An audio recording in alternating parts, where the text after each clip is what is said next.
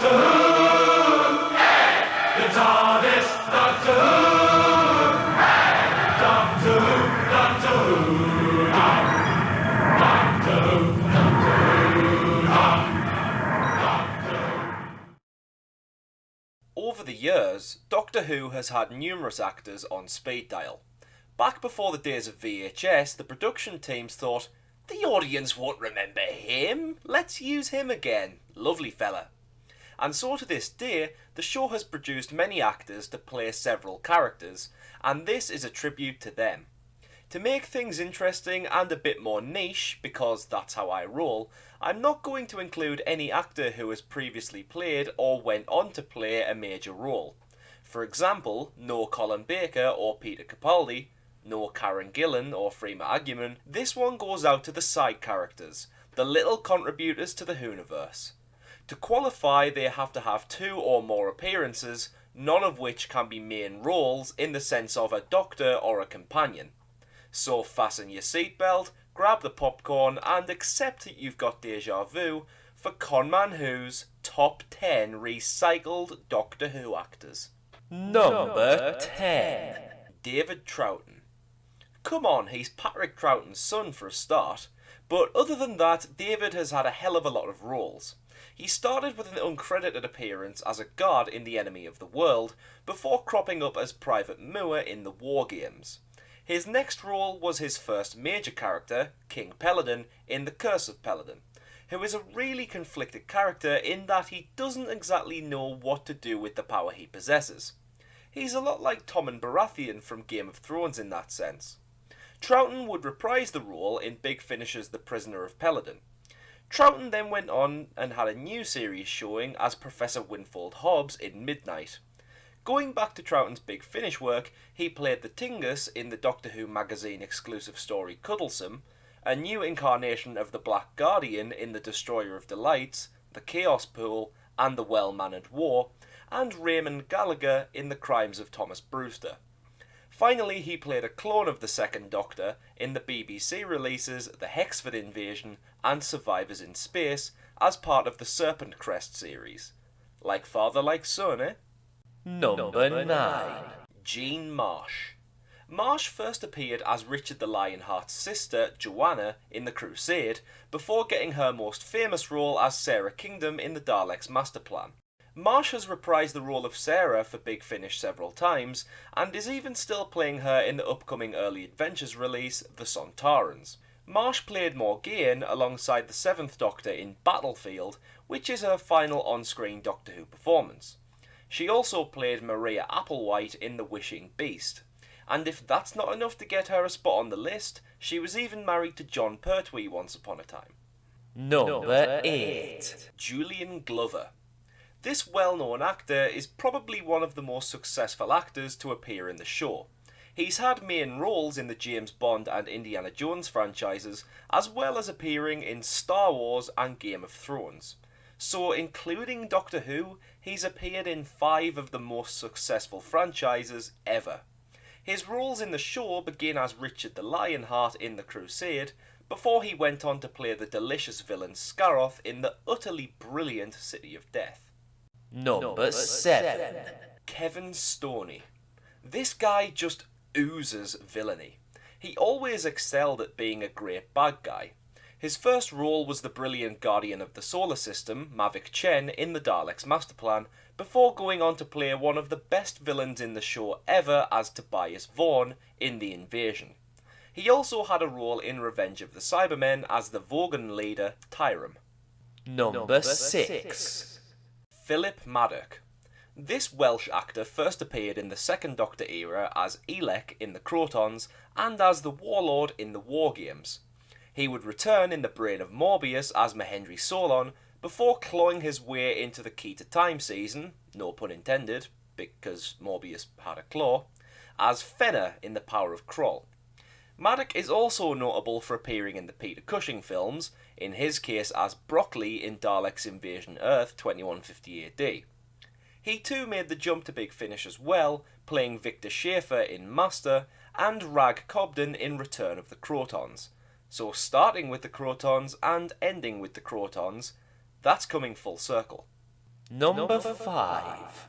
Bernard Horsfall. Horsfall's first showing was as Gulliver in The Mind Robber, before he went on to having one of the most exclusive luxuries in Doctor Who of being one of the first ever on-screen Time Lords at the end of the War Games.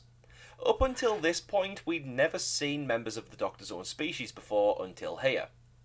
Horsfall later played the Thal leader Taran in Planet of the Daleks, before taking on possibly his most well-known role as Chancellor Goth in The Deadly Assassin. Due to the same actor playing both characters, it's a popular fan theory that the Time Lord in the War Games, played by Horsfall, is Goth, which was retroactively confirmed in the short story Future Imperfect. Horsfall's final appearance was as Arnold Baines in The Big Finish played Davros, the opening 2 minutes of which are better than 95% of the new series, and I'm not even fucking joking with that. Number 4. Michael Sheard. Like Julian Glover, Sheard has appeared in Star Wars and Indiana Jones, but unlike Glover, he didn't only have 2 roles. He's appeared in more eras than anyone else on this list. In the first Doctor era, he played Roz in The Ark. In the third Doctor era, he was Dr. Roland Summers in The Mind of Evil. 2 appearances in the fourth Doctor era as Lawrence Scarman in Pyramids of Mars, and as Law in The Invisible Enemy. His 5th Doctor era showing was as Murgrave in Castrovalva. His 7th Doctor era performance was as the Coal Hill School headmaster in Remembrance of the Daleks, and he worked his way into the 8th Doctor era as Orsino in The Stones of Venice. I have a feeling he was a fan. Number 3. Christopher Benjamin. This jolly veteran actor of the show first appeared as Sir Keith Gold in Inferno, before going on to play his most famous character, Henry Gordon Jago, in The Talons of Wen Chiang. Along with his dear friend Professor George Lightfoot, played by Trevor Baxter, Benjamin reprised the Jago character in Big Finish, first in The Mahogany Murderers, and then the Jago and Lightfoot series, which has just released its 11th set, as well as dotting up across lots of Big Finish's Doctor Who worlds. Jago aside, he played Colonel Hugh in The Unicorn and the Wasp, and Tardelli in Grand Theft Cosmos. 46 years since his first appearance, and he's still going strong. Bless you, Chris. Number 2. Peter Miles. Get fucking ready. Okay. Dr. Charles Lawrence in Doctor Who and the Silurians. Professor Whittaker in Invasion of the Dinosaurs. Nyder in Genesis of the Daleks, the stage play The Trial of Davros, and the Big Finish I Davros play Guilt. Now it's time to talk about BBV.